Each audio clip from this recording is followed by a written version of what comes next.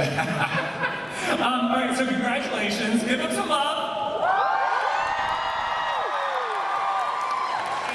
Do not forget, TV Guide magazine, Winchester's cover, on stands now, and at supernaturalmag.com, the expanded Supernatural special issue with Winchester's content in there. You guys are set. We're taking good care of you. So I'm going to get to some questions, and then I'm going to get this to the audience. Okay, so you guys came up with this during COVID. Most of us were doing like sourdough or puzzles. We don't know how to bake, so... So when did you first start talking? Because you hadn't even wrapped Supernatural yet. Correct, yeah. We had taken a bit of a COVID break. We had 2 episodes left to finish season 15, and that's when the world shut down. So there we are, barricaded behind our door and windows like most of us did, and we just started talking about, what the expansion of Supernatural and its universe would ever look like. We know there's been some attempts before, and we started talking. I was like, you know what? I think I'd really like to see, like, the throwback to how Mom and Dad got together. And then she was like, oh yeah, now you're talking my era, 76, like, let's go. And then we just started spitballing, and that's really how the train got moving. And then we said there had to be a Winchester. Yeah, I was like, look, if we're going to expand this world, it's going to help if there's a Winchester involved. And the Winchesters was literally just the working title for the longest time. And then we were like, well, why change it now, right? We're already down this road. I will say that every time I get an email, it says it's TW, the Winchesters.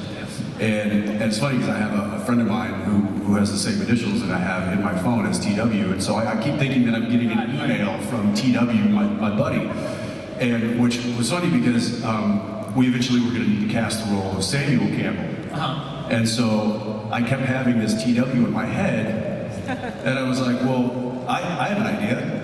What if we just make it TW? I'm on board with this. So I got a surprise for you guys, introducing the guy playing her father, my grandfather, Samuel Campbell, Mr. Tom Welling.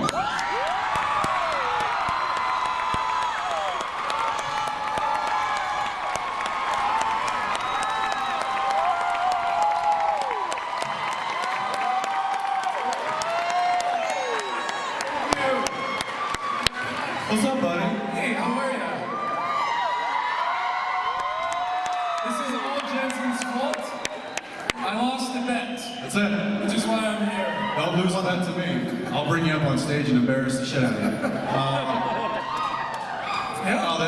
We're really, really excited to have Tom. We knew we were going to need somebody to come in and somebody with the power and the strength and the history. And obviously, some of you may know that Tom and I go way back to a little show called Smallville.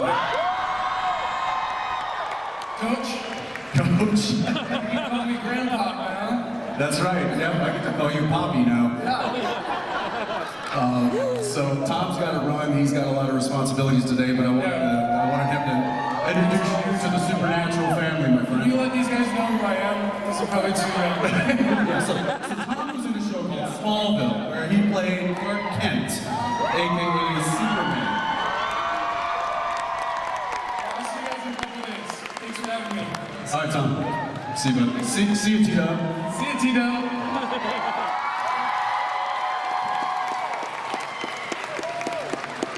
Your father is Superman, by the way. Sorry, a little surprise for you guys there. How do we top that? And thanks. Good night. So, what they just saw today, this episode, how close is it to the idea that you kind of started with? Well, we always, I think one of the things, and Robbie can touch on this too, I always wanted to narrate it, because I thought that would just be a nice tether to the mothership, as we lovingly call Supernatural. And I just thought it was, if we could do a supernatural version of essentially How I Met Your Mother. Loves that show. Okay. All right. Look, it was on for a long time for a reason. Leave me alone. Says the guy from a 15-year show. This is true. But listen, it did go through some different variations of a theme. I would say that it's pretty much, I mean, there's some new characters and so on and so forth, but they came to me with this idea that felt very, exciting. And it's all the bones right there. It really is, how can we tell this story from a slightly different perspective? And I signed up just for the chance to finally meet Jensen, and I just met him backstage. He's so nice. He smells like baby Jesus. It's incredible.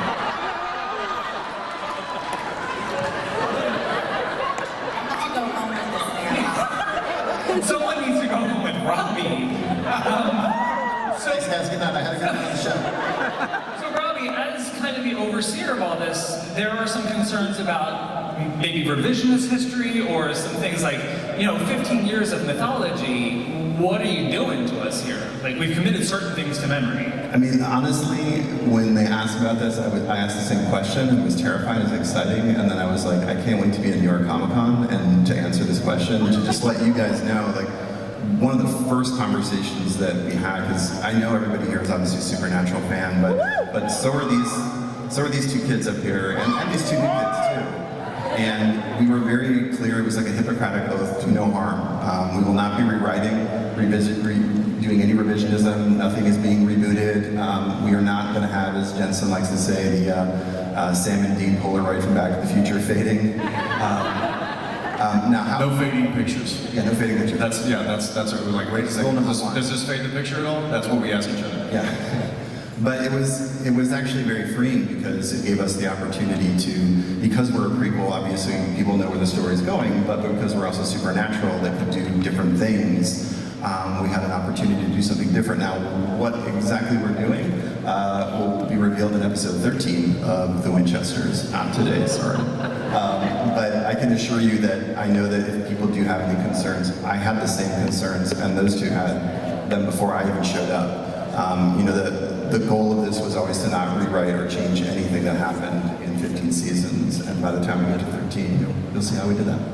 Oh, okay. Now let's talk about our mom and dad. Drake and May.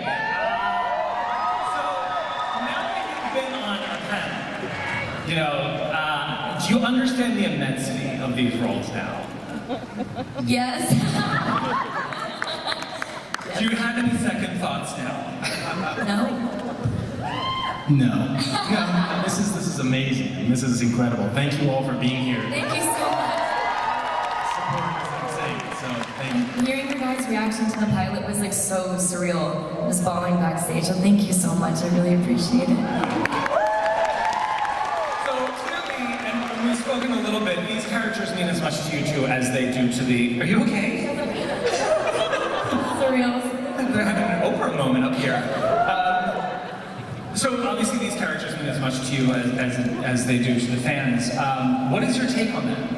How do you see them, and how do you see them falling in love?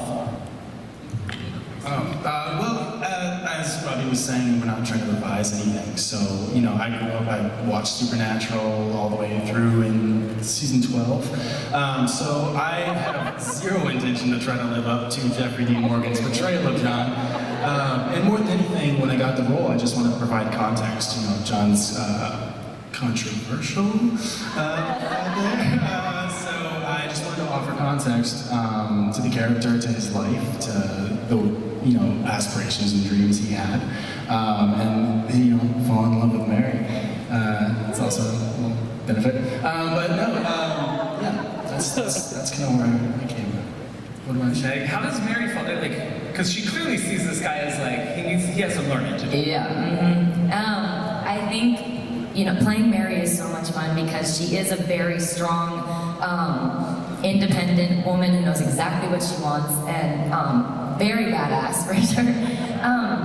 So I think with John, it kind of makes her open up. She's a little bit more vulnerable, and throughout the show you kind of see more vulnerability in Mary, which I think is really beautiful. And so I'm just playing Mary, I just want to show you can be really tough, you can be this badass, awesome woman, but also it's okay to have sensitive and vulnerable moments as well. So that's been really fun. And I love that she is introduced as the alpha.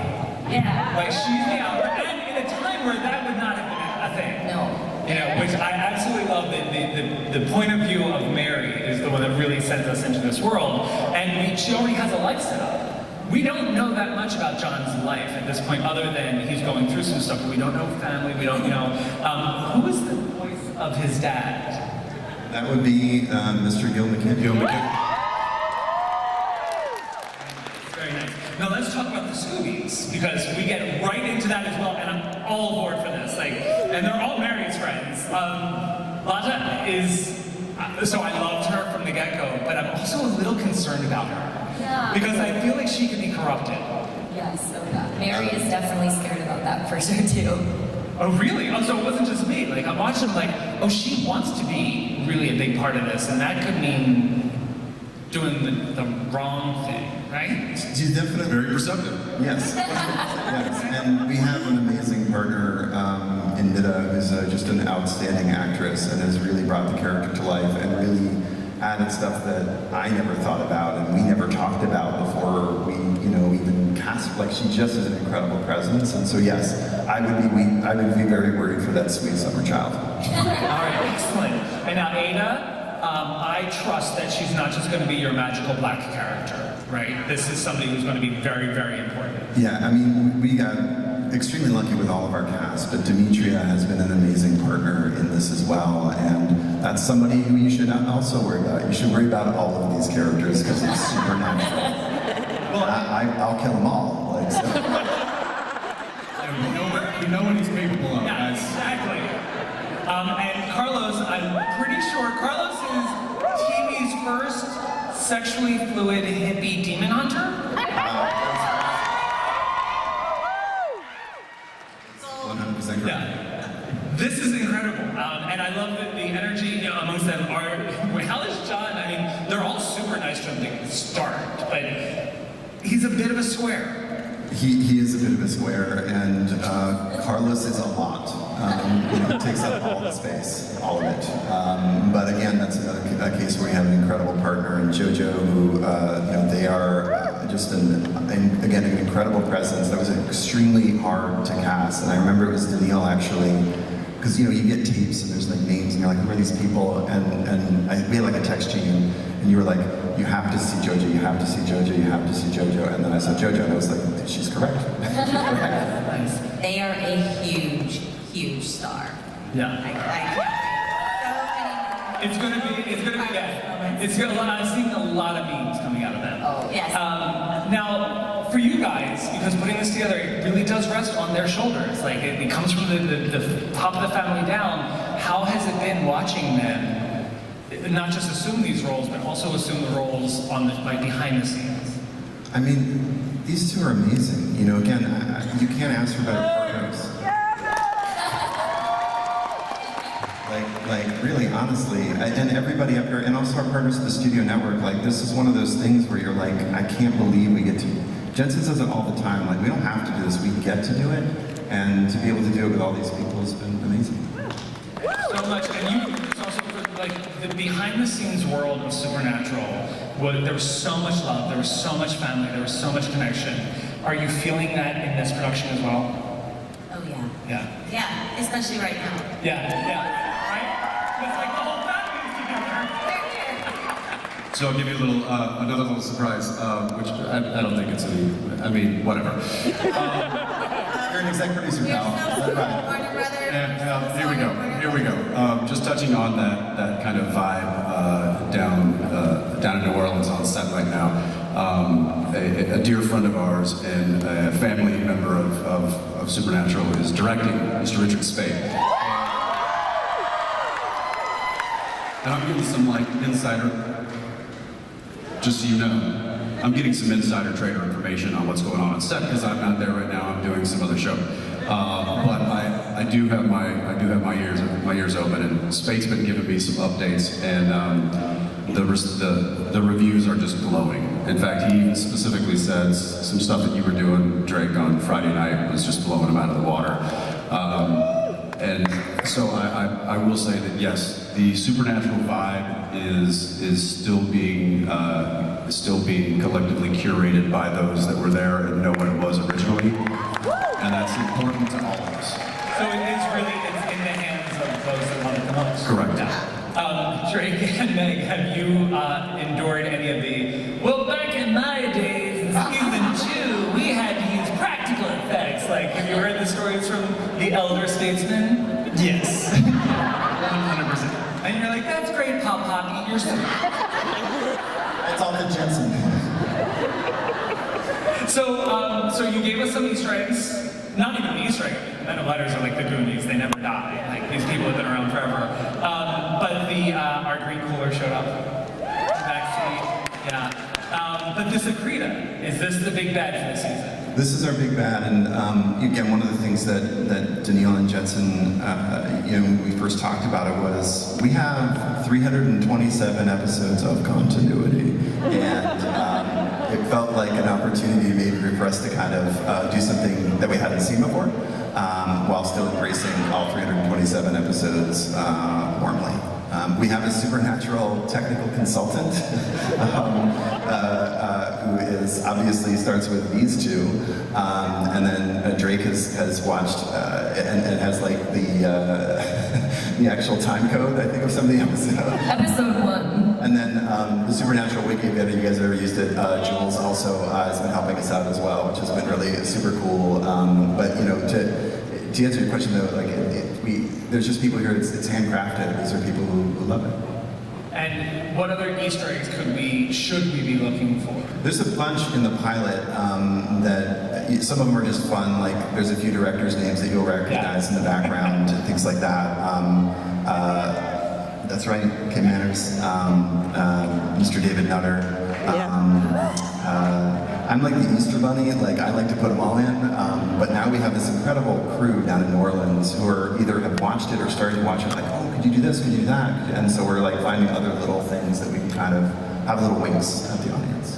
And Robbie does such a great way of putting those Easter eggs in, but not making them so blatant. Like when Mary says that they put a knife in her hand before she was old enough to hold it, is very familiar to, you know what, Dad, he gave me a 40, instead of thinking he gave me a 45. So there's a lot of little like kind of subtle Easter eggs too that I think are important, but also help really tell this story, move it along just the way that it did many years ago.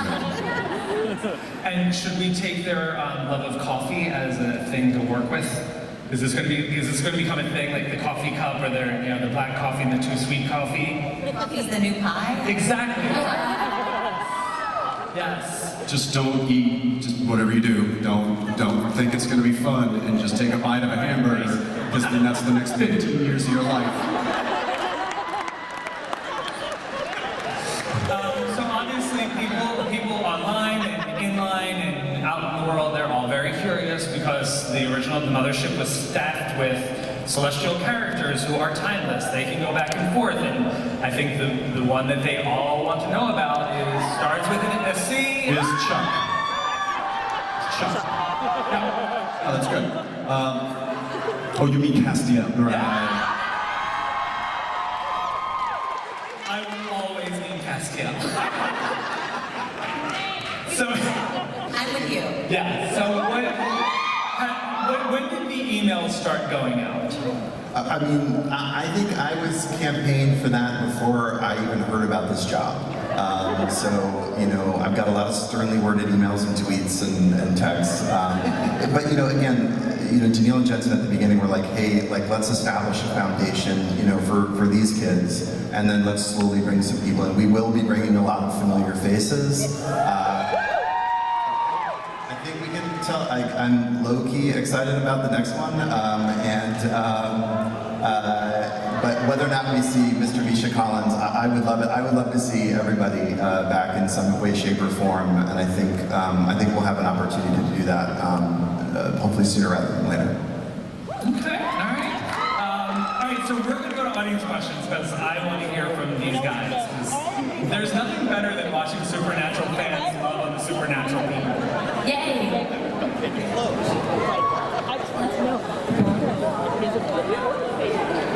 That's a quick cue right there. That was it's the line. All right, we're going to start over here first.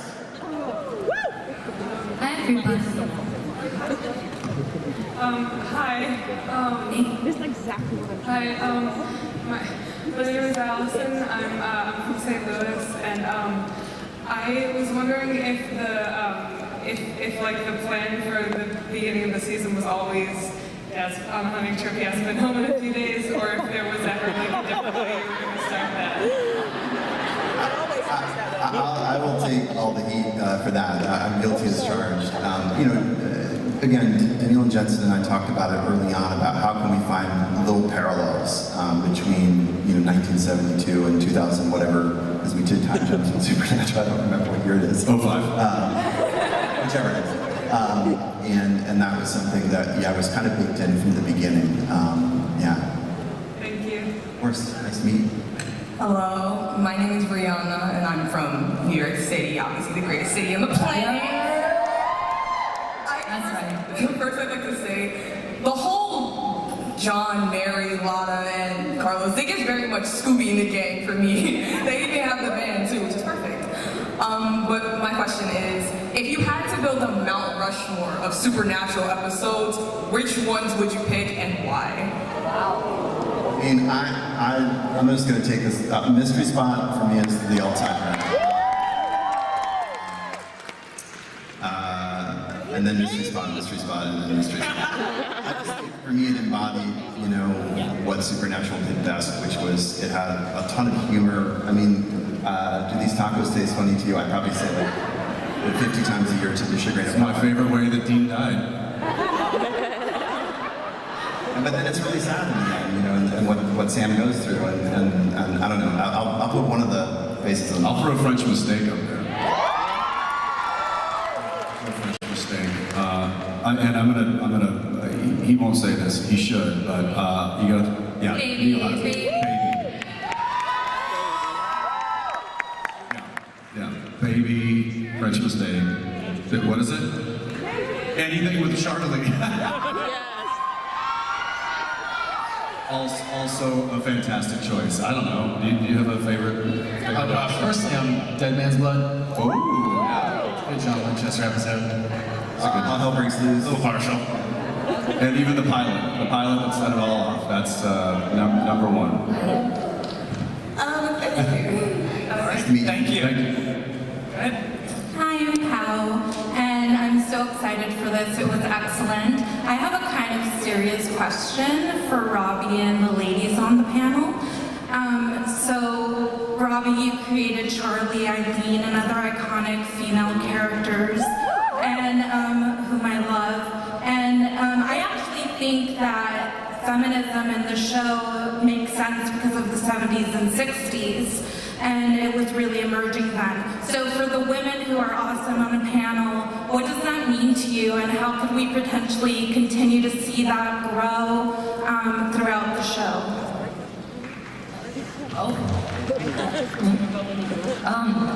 It's really important to me. I mean, to play somebody like Mary, who is so badass, is so awesome, and I think me as a young girl watching it, I would be so happy to look up to somebody like Mary. And I think throughout the show, it really shows her vulnerability, and you really get in depth of like her experience as a woman in the 70s. So I'm really excited for people to see that, and Lotta as well. It really goes into her backstory. So I'm really, really excited, and it means so much to me, and I'm excited for people to see it. Yeah. I always think that Dean learned everything from his mama. No, but really, you say that a lot. You say that you see a lot of Dean in his mom. Yeah, I think Dean got a lot of his DNA and what made him from his mom, and then obviously learned to hone his skills through his father. All right. Thank you. Thank you. Go ahead. Hi there, my name's Marissa from Tampa, and number one, I'm super excited that the Men of Letters is a big thing in this because I have the Men of Letters tattoo and now recognize it. But I do have a very serious question.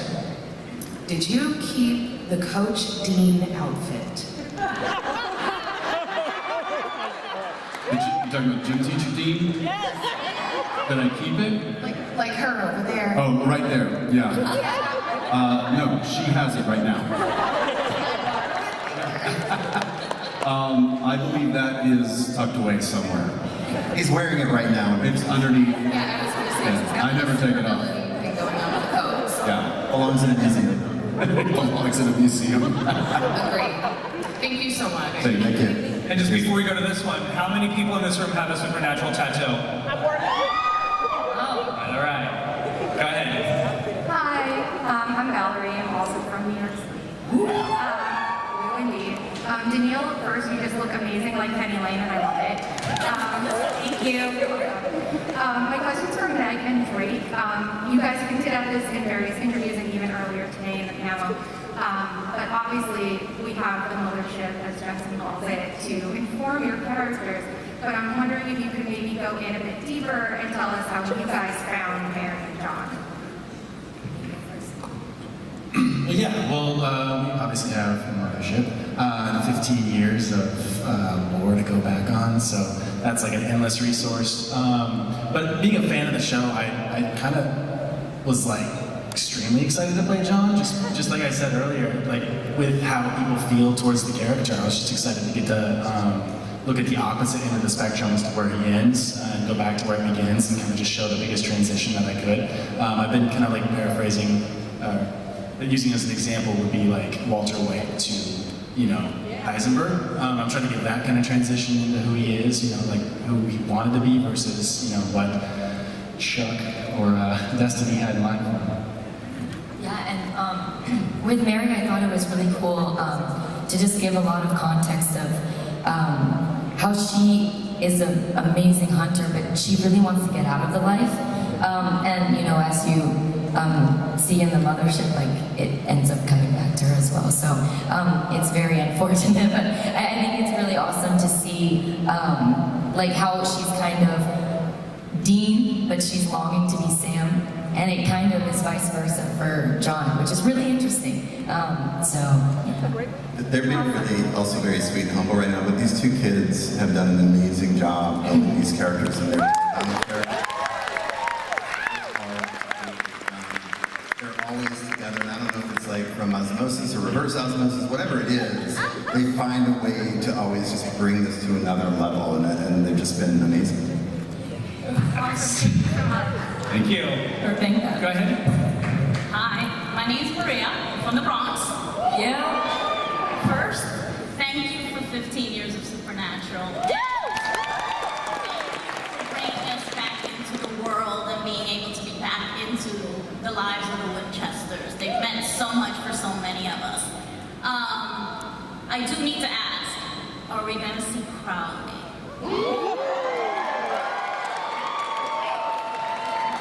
Sure.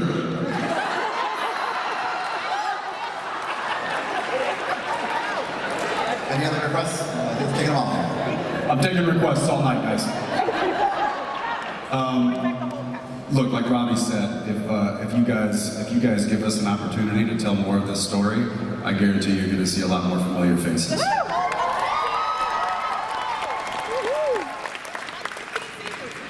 Thank you. Go ahead. One thing that was so distinctive and wonderful about Supernatural was it had its very own distinct style in terms of dialogue, how it was shot, how the costumes were, how everything was framed. It wasn't just close-ups. You got to see characters interacting and move throughout space. So I wonder, how would you all approach, like, referencing Supernatural? Because it's very obviously in the same world, but building your own thing on top of that. When it was early COVID, it was like two years ago almost to the day that we started talking about it. Jensen and Danielle would hop on a Zoom and they had this beautiful painting behind them that was like this amazing, it's like what would you call it? It's like a sun. I don't know what, it's beautiful. It's actually from 1968, and it's like just a felt sun. Yeah. But orange, reds, all of those. It kind of looks like this. Oh yeah, actually this color palette, yes. And that kind of actually strangely became like a calling card for us when we started meeting with directors and so on and so forth. Glenn Winter, who shot the pilot, was fantastic.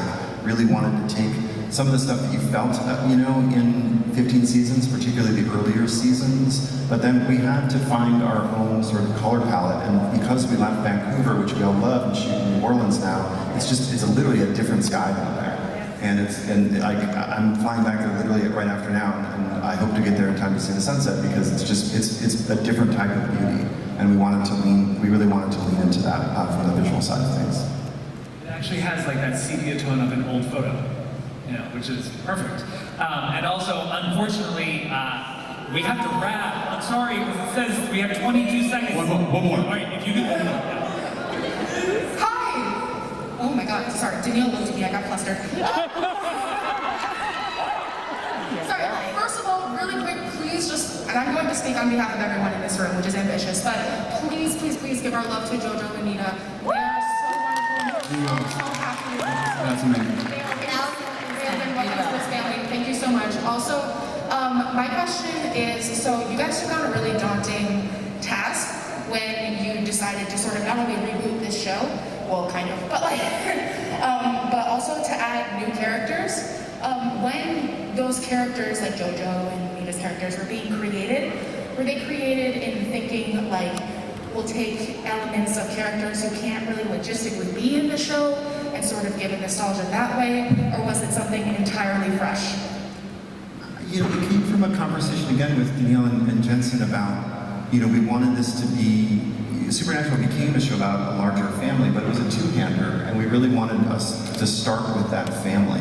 And so it came from a very organic place of like, okay, and we call them this, and then these knuckleheads call themselves that, which is like, we have the core four. And that core four, it had to feel like a family from jump. Obviously, these are Mary's friends, and John is being pulled into that world, but that's my memory of it. It was very organic, and it was something that they're very passionate about as a company, is being more inclusive as well. And so that was another organic part of the company, or the process as well. Yep. All right, well listen, you guys are amazing. Welcome to the Winchester family.